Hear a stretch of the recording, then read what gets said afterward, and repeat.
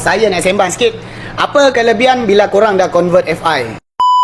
Alright gang, hai, Assalamualaikum. Okey, dekat sini kita sambung semula LC yang kita dah convert FI ni. Ni Y135 nak sembang sikit.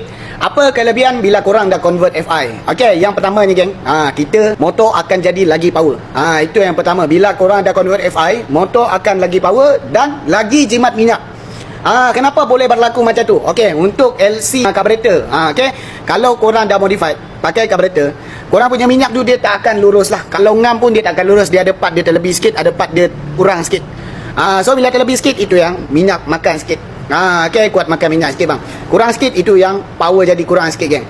Okay, kalau macam injection, korang boleh dyno, boleh set dia punya minyak dari bawah sampai atas, cun-cun saja.